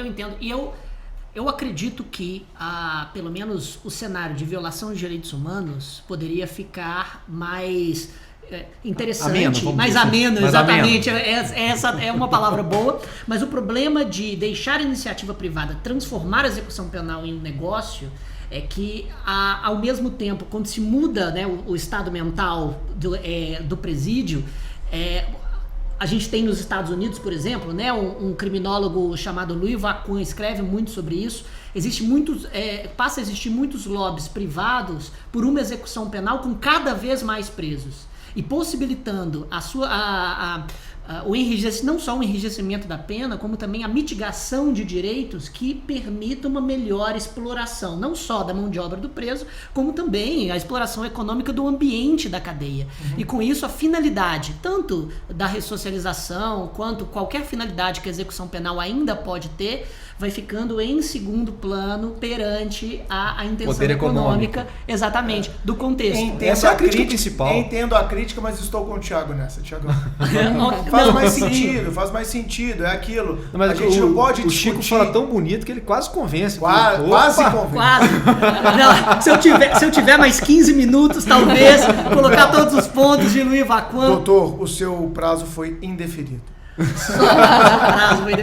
Mas e justamente porque nos Estados Unidos há todo um estudo criminológico de como o Estado americano passa a utilizar as cadeias, também através de um sistema público-privado, para poder controlar excedentes socioeconômicos através do sistema penal. Vamos voltar lá na Revolução Industrial, né? Exatamente.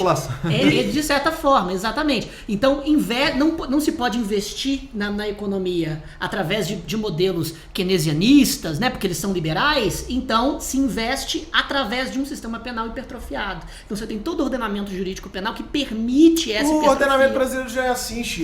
E ele já está encarcerando e nós estamos discutindo isso, cara. Mas aí que vem o meu ponto. Então temos que desencarcerar. Tudo bem. Eu acho que a questão... Eu prefiro discutir isso depois do que eu discutir quanto a gente está discutindo aqui hoje, do jeito que está. Não, eu prefiro discutir isso depois.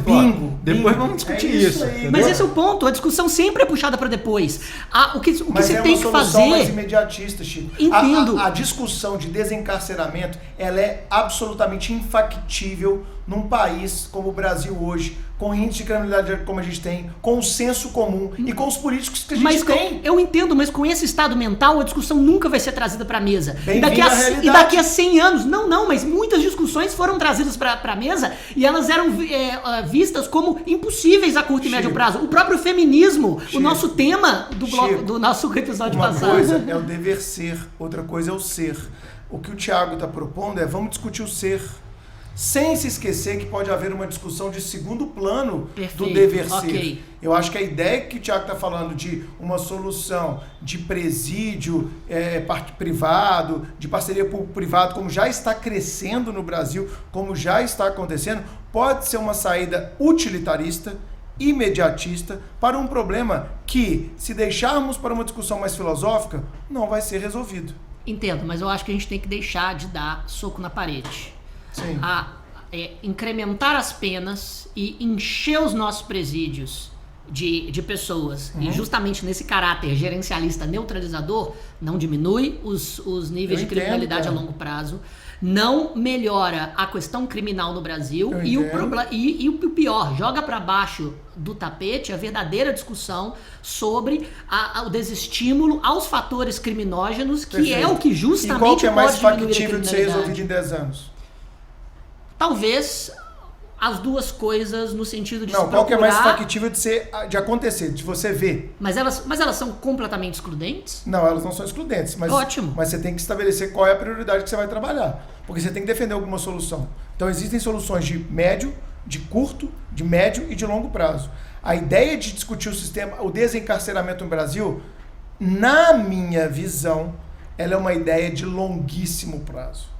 Pelo tipo de legislador que a gente tem. É igual, meu amigo, é igual um político falar que é ateu.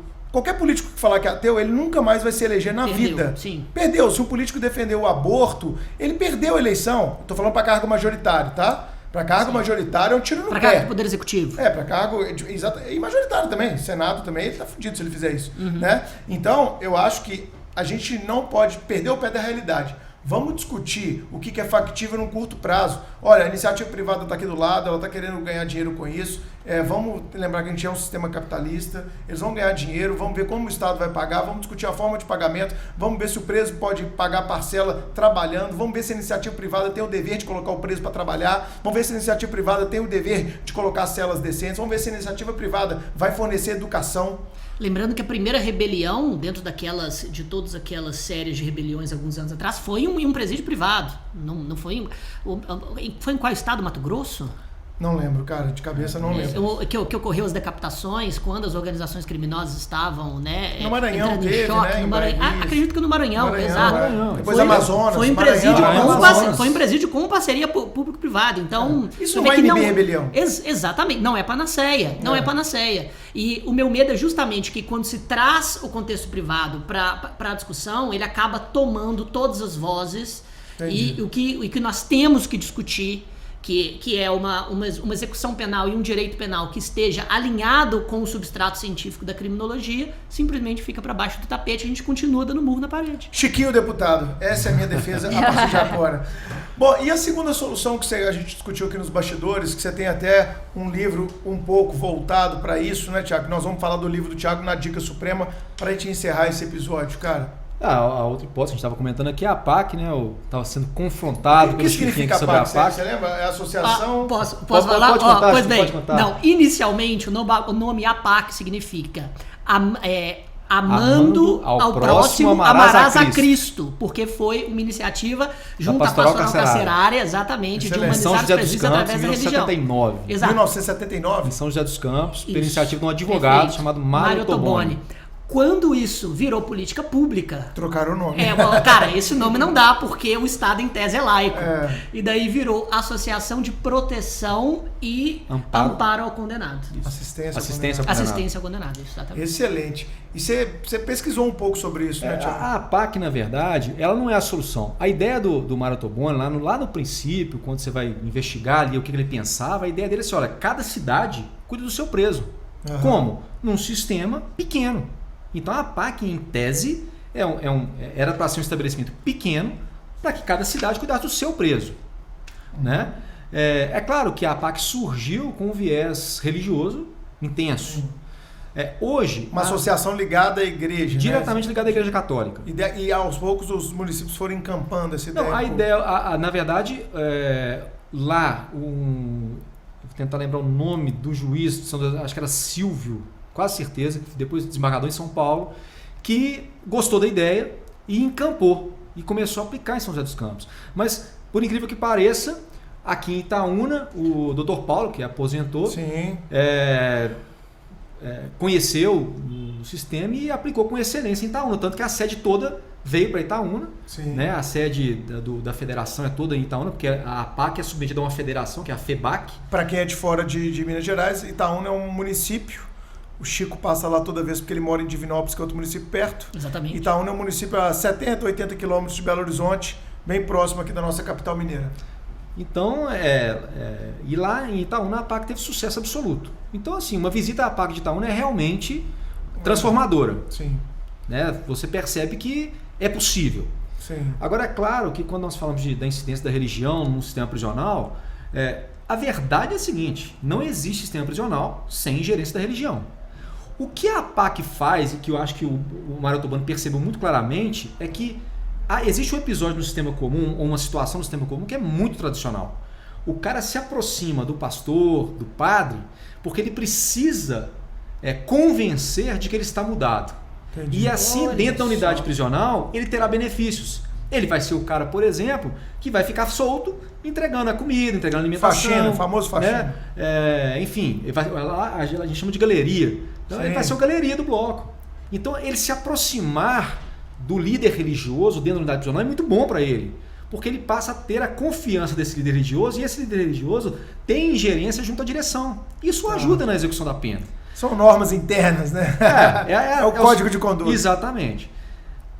Percebendo isso, ele falou: não, peraí, vamos fazer uma transformação que seja real. E aí há realmente a incidência firme, forte da religião. Entendo. Só que antes, que era uma religião católica, hoje você chega numa APAC, ela tem lá um espaço para o exercício da espiritualidade que eles falam. Legal. E o que acontece com a APAC? Muita gente me questiona, fala assim: mas eu não posso obrigar o preso. Você não obriga ninguém. O preso pede para ir para a APAC. Ele vai se ele quiser. Ele não está submetido à religião que você... E em qualquer regime que ele tiver? Em qualquer regime. Aliás, isso é o fantástico da APAC. Você quer conhecer a APAC? Leia a Alep. Leia a Alep. A APAC cumpre rigorosamente a Alep. Exatamente. E por que esse sistema, na minha ignorância, para a gente finalizar o episódio, por que a ANPAC em alguns locais era tão citado? Esse caso de Itaúna é citado desde a minha época de faculdade, né, desde a década de 90. Por que esse sistema não conseguiu ser replicado pelo Brasil afora? Eu tenho para mim que a APAC depende muito das pessoas. Ela é um sistema que depende exclusivamente das pessoas. Então, se qualquer organização, meu amigo. Mas se você tem... Qualquer organização depende assim, das pessoas, é impressionante. Mas nós temos um problema, que a APAC é um trabalho absolutamente voluntário. Voluntário, entendo. Então, quando você faz, você pega uma cidade e fala assim... elementos, inclusive, em Ipatinga, existe a associação criada, porque você cria uma associação, né? A APAC. Você cria a associação, registro direitinho, tem associação, nunca conseguimos fazer a APAC. Por quê? Porque o próprio comércio local, eles não ajudam. Entendo. Então a comunidade tem que se envolver com o projeto. Para que isso aconteça, tem que ter um líder. É essa a impressão que eu tenho. Entendi. Você tem que ter alguém que fala assim: não, vou fazer. E aí ele começa a angariar gente. Às vezes um empresário, um pastor, um padre, alguém que assim, tem uma liderança comunitária. Uma liderança comunitária. Entendi. Se ele adota e fala assim: isso aqui é o meu projeto de vida, acabou. Vai dar certo. Vai dar certo. Tanto que o Dr. Paulo ele promoveu Belo Horizonte e aposentou-se. Ele ficou uma vida em Itaúna, se dedicando ao projeto e formou pessoas que hoje continuam o projeto dele. Como qualquer grande organização. Olha como é que as coisas são tão interessantes. Deixa eu só fazer um parênteses. Eu sei que a gente está com tempo. Olha, ele ficou anos lá. Ele saiu. A nossa carreira se organiza e você tem que ter alguém que vai promover para lá, vai remover e tal. Só que não existe critério de seleção. É por antiguidade. Claro, ou merecimento. Tá? Enfim. Será que quem vai tem o perfil? Só que você não tem como evitar que alguém que não tem o perfil vá. Então foi uma questão discutida no âmbito do TJ. Falou assim: peraí, quem vai substituir o Paulo? Porque nós não podemos perder esse projeto. Interessante. Verdade. Sabe? É um negócio Tem assim... que ter alguém que veste a camisa, né? Sabe como é que é um negócio que parece que é simples, mas é muito mais Como fica a complexo. impessoalidade, o rompimento dos requisitos. Exatamente. Eu reconheço que a APAC é um oásis de humanidade e um deserto de violência. Agora, existe alguns pontos críticos nos quais eu só vou tocar porque a gente não tem tempo. Não, é verdade, pô, ele vai falando um pouco. Cadê o outra história? Mas primeiramente, é justamente o caráter religioso. Há quem se zangue com isso por conta da laicidade do Estado. Como é que o Estado vai promover, né, uma política pública, investir dinheiro em algo que tem um lastro forte da religião. As igrejas não estão pedindo até isenção tributária agora? Não é verdade?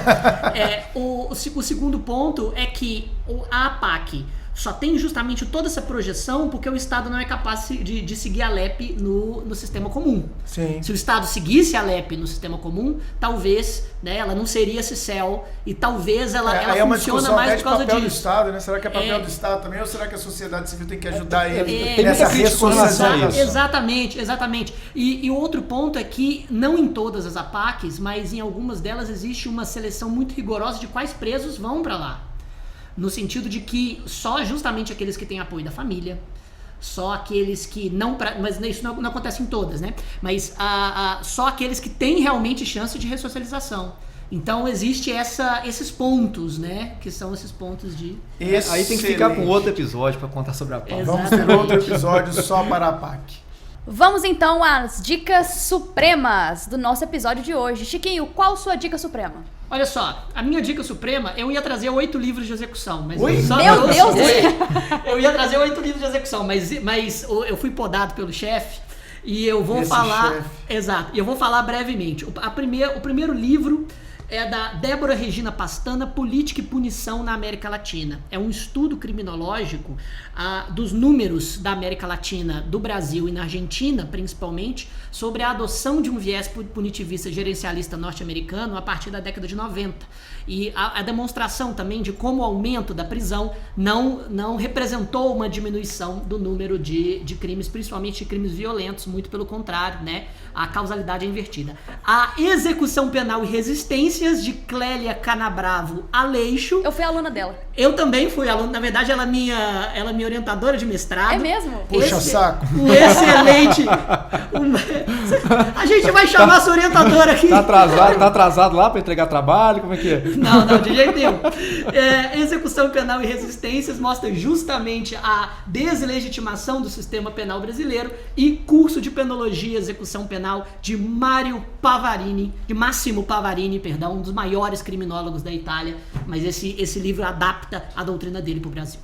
A minha dica suprema de hoje é o livro Pacote Anticrime, de Rogério Sanches Cunha, da Sim. Juspodium. O Rogério Sanches já esteve aqui com a gente no evento que fizemos junto com o CERS. Um abraço, quem estiver ouvindo, manda um abraço, fala com o Rogério que ele foi citado aqui e está desde já convidado, viu, Sanches, a comparecer aqui no Supremo Cast, vai ser uma honra pra gente. Tiago, sua dica suprema. Bom, a minha dica suprema são duas, na verdade. Primeiro, é um documentário chamado Central, o Poder das Facções no Maior Presídio do Brasil. E é de 2016, é um documentário sobre o presídio de Porto Alegre, né, o presídio central em Porto Alegre. Ele está disponível num site que é o movies.com, mas é com W, tá? movies.com com W. Você pode alugar ou comprar, é baratinho, acho que é R$12 para alugar e R$20 para comprar, ou você pode comprar o DVD, lá tem toda a indicação. E o outro documentário é Notícias de uma Guerra Particular, é um documentário antigo, mas eu acho muito interessante revê-lo, porque você percebe como é que o Estado não conhecia nada do que estava acontecendo. Exato. Em termos de direito penal, em termos de criminologia. Esse é um clássico enfim. do cinema brasileiro. E por último, só para eu lembrar, no site da AMB, da Associação dos Magistrados Brasileiros, existe um quadro comparativo das alterações do pacote de crime que eu achei muito bom. Para mim, foi o melhor que eu achei até agora. Você entra lá, vai na pesquisa, coloca lá pacote anticrime. Primeira coisa que vai aparecer é um quadro comparativo. AMB da Associação Associação dos Magistrados Brasileiros. AMB.org.br. Deve ser org.br, né? Isso. AMB.org.br. Show. Okay. E aí o pessoal encontra esse quadro comparativo botou do na antes e pesquisa depois. lá, tem as duas colunas, bacana.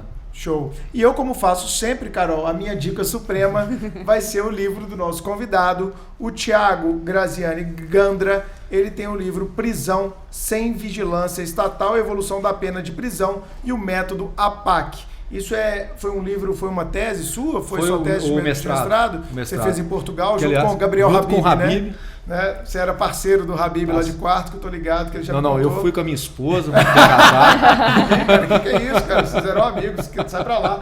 E o Thiago também tem outro livro legal, que é o da Lei de Contravenções Penais para concurso. Na coleção lá do Léo. Da Juspod, do nosso amigo Léo Garcia. Você sabe que o Léo Garcia, de colégio. Você sabe que o Léo Garcia foi meu contemporâneo de faculdade, um dos melhores goleiros de futsal que eu já conheci. O Léo Gilmela. O Léo foi meu colega no segundo período, no pré-primário, e da primeira ao primeiro ano. O Léo é meu amigo de vida. O Léo era um goleiraço. O Leonardo Garcia, grande autor. O nosso amigo comum que me colocou aqui tá lá em Divinópolis. O Felipe Baeta. Felipe Baeta tá lá, mora lá. Bom, temos um episódio. Thiago, muito obrigado pela sua presença. Acho que foi a primeira vez que recebemos um magistrado aqui. Essa visão intersetorial, interinstitucional, é muito importante e engrandece certamente os ouvintes do Supremo Cast. Espero que você tenha gostado da sua participação, meu amigo. Muito obrigado. Agradeço sinceramente, foi muito bacana. Ainda bem que eu vim. Ainda bem, eu tava... Difícil a agenda, né? Nossa, eu tô com tanta aula que estão me Juiz trabalha, eu sou prova de juiz trabalha muito. Mas enfim, eu tô muito feliz, achei muito bacana e tô sempre às ordens, sempre que precisar. Obrigado, Chiquinho, meu amigo. Carol, Bruno, muito obrigado, Thiago. Foi uma excelente discussão, nossa primeira do pacote anticrime e haverá outras. Isso, Carol, obrigado. Obrigada, Thiago, pela participação. Temos mais um episódio incrível. Com certeza, pessoal. Espero que vocês tenham gostado. Marquem a gente nas redes sociais, divulguem para os amigos. Vamos difundir conhecimento através da podosfera. Até o próximo episódio.